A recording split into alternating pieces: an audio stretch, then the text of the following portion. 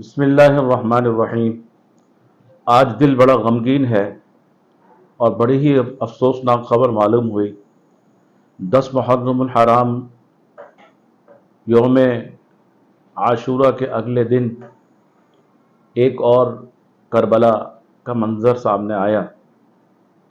خیبر پختونخوا کے ضلع باجوڑ کے علاقے خار میں جمعیت علماء اسلام کا ورکرز کنونشن ہو رہا تھا، اور اس کنونشن میں ایک خودکش بم حملہ ہوا، اور اس واقعے کے اندر 50 سے زیادہ علماء، صلحاء اور نیک لوگ، طلباء وہ شہید ہو گئے، اور 100 سے زیادہ افراد شدید زخمی ہیں۔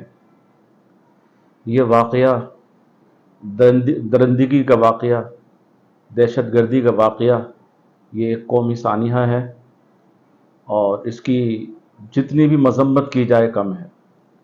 شہداء کے جو خاندان ہیں ان کے ساتھ ہم تعزیت بھی کرتے ہیں، اور اللہ سے دعا مانگتے ہیں کہ یا اللہ اس واقعے کے اندر جو شہید ہونے والے ہیں ان کی شہادتوں کو قبول فرما، اور ان کے درجات کو بہت بلند فرما، اور ان کے جو لواحقین ہیں، شہداء کے اہل خانہ ہیں، یا اللہ ان کو صبر جمیل عطا فرما، اور جو زخمی ہیں ان کو یا اللہ صحت عطا فرما، شفا عطا فرما، اور ان کی عمر میں اور زندگیوں میں برکت عطا فرما۔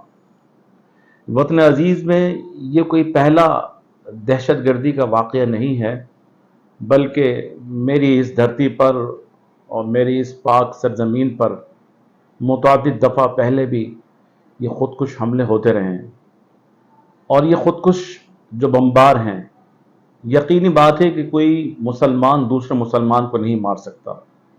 اس کے اندر جو غیر ملکی ایجنسیاں اس کے اندر ملوث ہوں گی، اور جو دہشت گرد ہیں جن کے مذموم مقاصد ہیں، عزائم ہیں، وہ انشاءاللہ ثم انشاءاللہ ہمارے دفاعی ادارے اور ہماری ریاست کی مشینری اس کو انشاءاللہ ناکام بنائے گی۔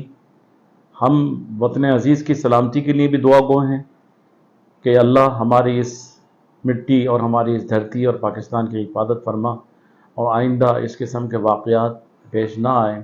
دل بڑا زخمی ہے، دل بڑا مغموم ہے۔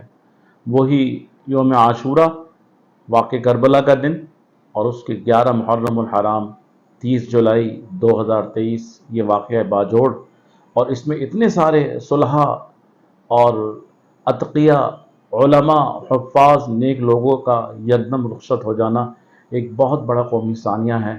اللہ تعالی ہم سب کو جو ہے صبر بھی عطا فرمائے، اور ہمارے وطن عزیز کی حفاظت بھی فرمائے۔